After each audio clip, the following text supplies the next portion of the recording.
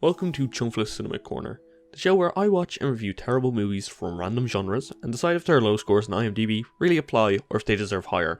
I'm your host Chungfella and I'm really not happy to be here. On each episode we'll be spinning a wheel of a movie genre and that will define what movie genre we're going to look at a bad movie in, so let's go ahead and spin it and see what we get.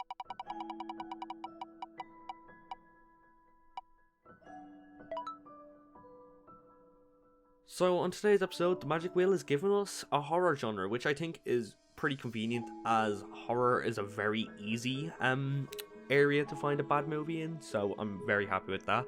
So I spent some time looking through IMDb. I didn't want to pick the number one because that's too easy, but I was struggling so hard to find a bad horror movie that wasn't basically a porn movie or just outright impossible to get, so I decided, fuck it, I'll go with the number one, which is Ax'em. Ax'em was released in 1992 and is the lowest rated movie, well not lowest rated movie, but lowest rated horror movie on IMDb with a score of 1.3 out of 10. That's a really low score. It was written, directed and stars Michael Maffume? I'm not gonna find out how to pronounce it, but yeah, so he's tree-manning this shit, and then the description is, a weekend retreat at a remote cabin in the woods for a group of childhood pals turns into a terrifying fight for survival as a former friend whose family was killed years earlier comes along looking for revenge. That sounds fucking awful, but you know what, I have to give it a chance. That's the whole point in the show. I see if the movie's actually really bad or not, and then I'll give my review at the end. So let's get into it. The movie opens up with text on the screen giving us an introduction.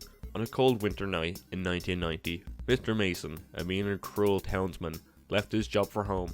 After arriving home, he took a shotgun and killed his wife and kids. Then, his mean man killed himself. When the police arrived, they only found the bodies of his wife, daughter, and younger son. His mentally ill son Harry was not ever found. Legend has it, he will return in 13 years to revenge his family deaths. The movie starts off strong with me almost having a stroke reading that because of just the way it's worded, which also just sets us up for the whole movie about how bad this is going to be. First scene opens up with some teens at a party. I'm really not sure what's going on here as the extras are so loud, you can't actually hear what the main characters are saying, and that's going to be a common trope with this movie. You will not be able to understand what people are saying. But I know she's going to give me a hard time about needing that time off. Also, your eyes do not deceive you. This movie just looks like a steaming pile of shit. I wish I could get a better version, but honestly, it was so hard to watch. I actually had to watch it through the OBS window of my live recording. The only thing that I could take from this scene was, I'm assuming, a few friends meeting up and making plans for a getaway that weekend.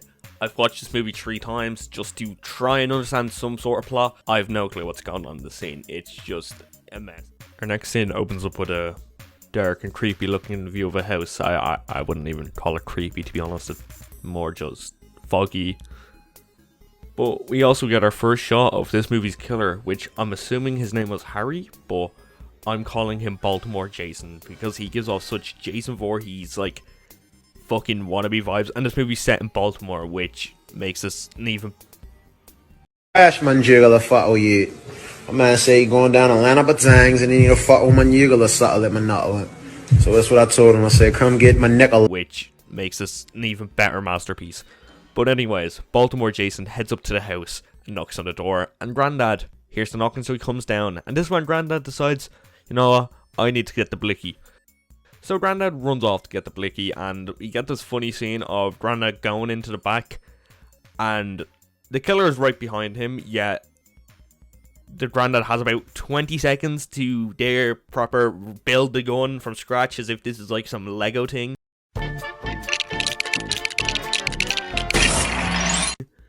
And then we get one of the probably most comedic deaths in this movie, which honestly with my live reaction was one of the funniest moments. Pistol ready.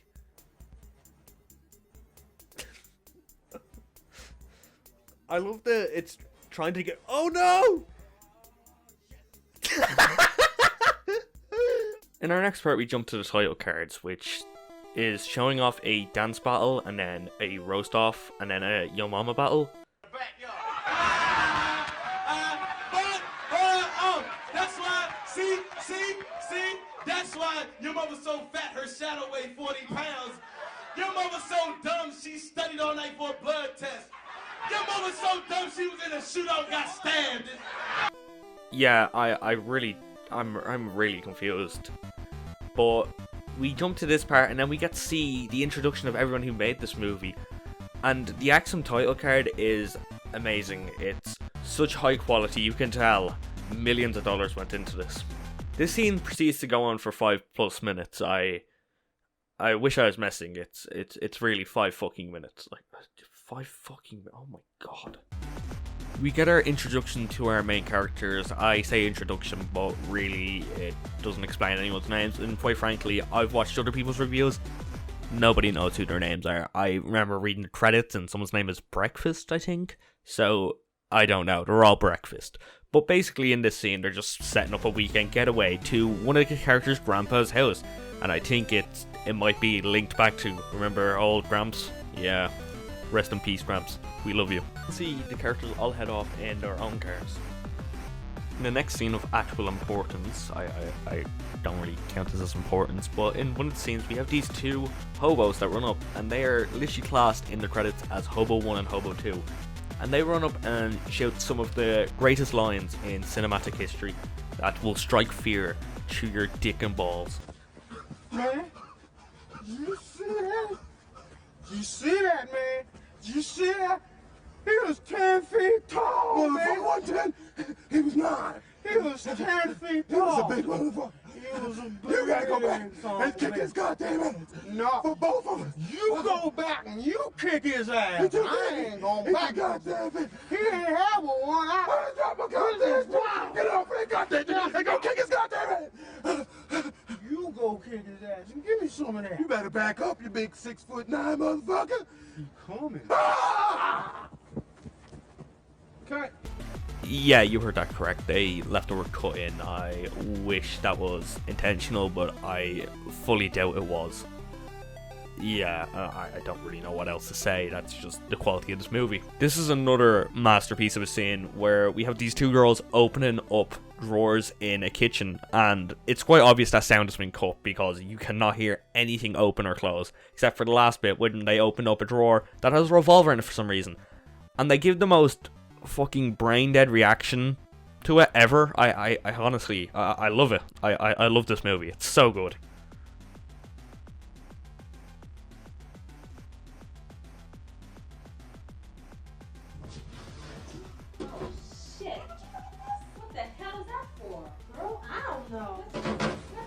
We get this backstory segment, which is shown because it's in black and white, meaning it's old-timey, you know, because back in the olden days it was black and white. But this black and white segment is to disclose how Mr. Mason killed his wife and kids, and I feel like it's also another unintentionally goofy scene, just because of it. Let me just show you. I'm not even gonna talk over it. I'll just show you.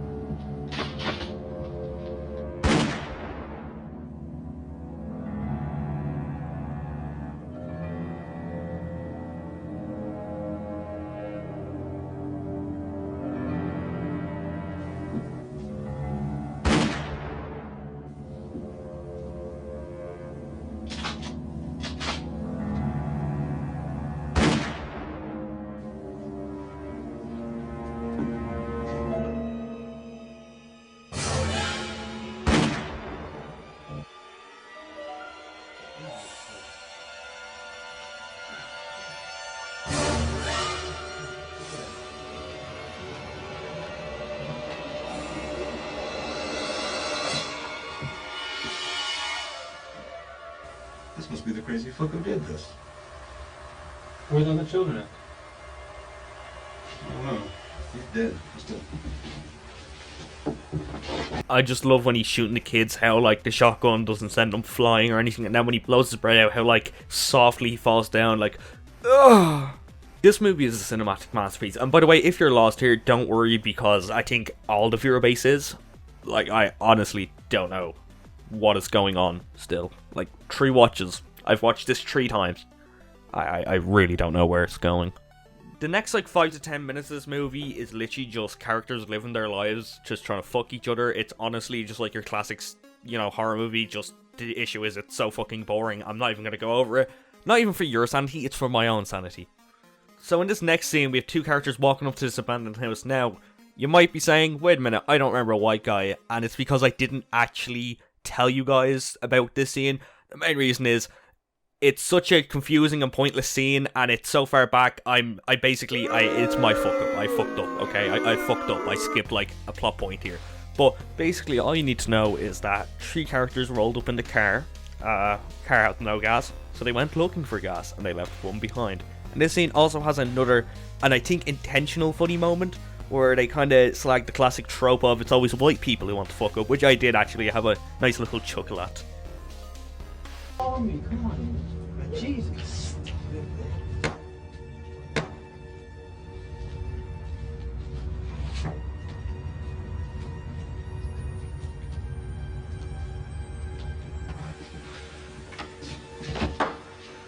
Okay, there's no one here. Let's go. Wait, hold up. Did you hear something? Yeah, I heard something. It said get the fuck out. Wait, let's go see what it was. Just like white people, man. I always got to fucking investigate. Fuck that. What are you supposed to be, fucking Inspector Gadget? Look, you stay here. I'm getting the fuck out. Tell motherfucker, I'm going back to the car. Screw this black ass, you don't know nothing. Hello? Hello? Is anybody home? Hello? I just want to use your phone. Hello? I can hear you up there. I have to use your phone.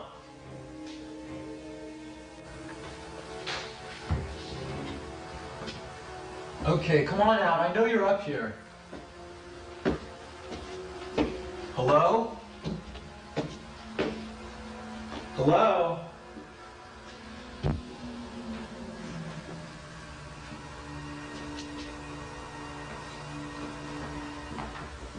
I heard you up here.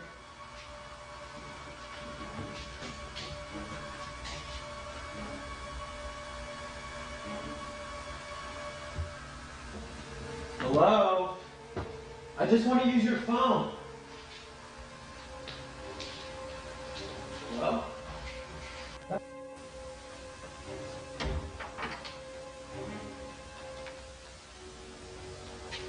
Anybody in here?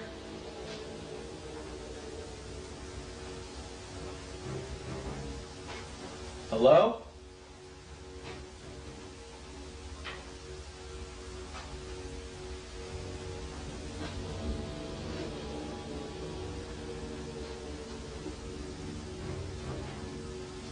I just want to use your damn phone.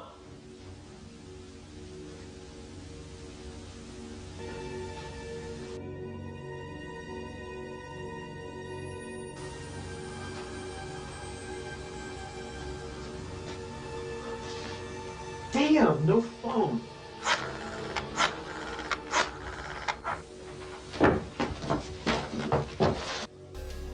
Also get the second kill of the movie. Yeah, we James Agent using this shit on the kill count. But yeah, that's the second kill, and I love how slow the kills are. Like, there's even no impact noise, no nothing. It's just, yeah, it's fucking beautiful. This movie, I think it's Stockholm Syndrome. I honestly think Stockholm Syndrome is set in. The movie kind of picks up a pace by this point. We kind of get to the more slasher part, which I won't lie, I am kind of happy about, because this movie has a very slow introduction. Like, we're nearly 15 minutes into the video, and the movie drags along. But don't worry, we are getting to some spicy kills. Well, I'd love to call it spicy, but no, that's not what they are. I love how the first encounter, so the main cast's first encounter with Baltimore Jason is actually when one of the characters, I don't remember who it is, could be Michael, could be Breakfast, could be anyone, but when one of the main characters is taking a piss and decides to look out the window, and this is the most acted out scene in this movie. I honestly think he deserves an Oscar for this piss. Like, just watch this. I have to pee all day, man.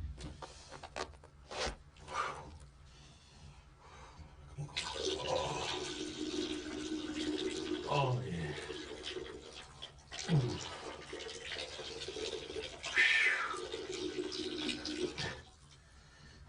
I just lost weight.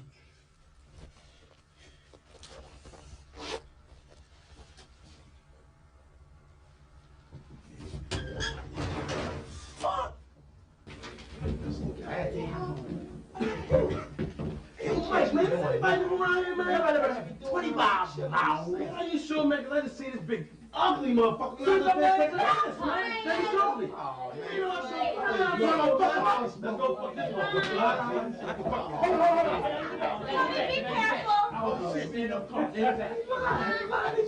We then have all the cast sitting around. From what all I can hear is, oh, they may be lost out there, which is the two characters went to fuck. And then we hear a scream and everyone starts running, and I fucking love this scene as well because there's just this one guy, he just doesn't react. Like, what? Like, it's like a normal day in Baltimore for him. He's not reacting.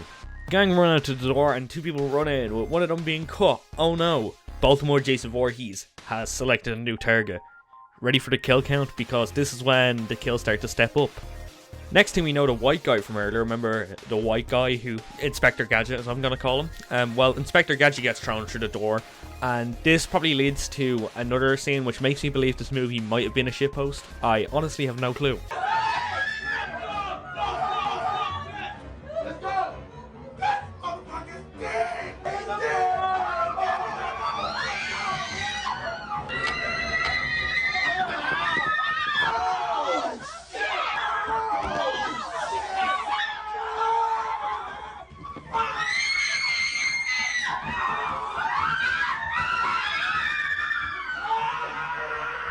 Starts off with them running outside and it's like the clip is doubled. Then when they run back in, this guy runs at the camera smiling. What is this shit? Look, I'm losing my mind with this movie. This movie is mentally draining.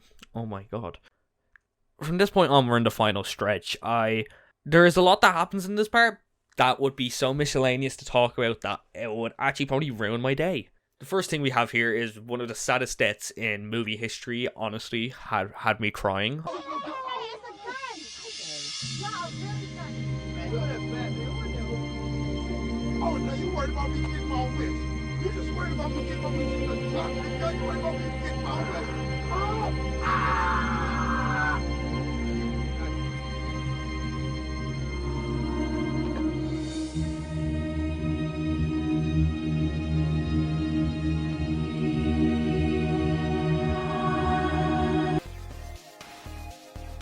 Words cannot describe how mentally broken I was after seeing that. He was so frightened from Baltimore Jason, his glasses decided to move by himself.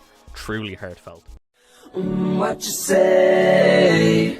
That you only meant well, 'cause you did. What you say? The next part, this scene here really confused me. They just looped this woman screaming and crying and running twice, and I thought I was having a stroke when I was watching the movie. No, that was just done. It was just done that way.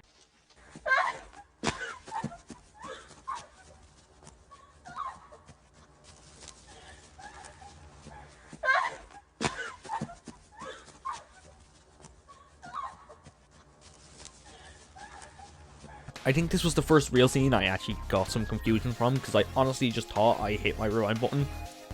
So I double checked and no, it seriously is just like this. It's fucking unreal. The final stretch of the movie leads into the gang being into this final house and they being cornered by Baltimore Jason. Now, while Baltimore Jason is trying to actually just give them a fresh trim, they don't want to take that. So the main guy's girlfriend, I assume, I really don't know who we're talking about here, grabs the gun out of his hand because he supposedly can't do it, and then she fucking pumps him full of lead. And then they escape. Yeah, that's really the climax, but oh no, Baltimore Jason lives, which basically was like, I'm assuming was like some sort of sequel bait, if you could fucking make a sequel. I don't fucking know, but yeah, that was Ax'em. I don't really know what else to say, to be honest.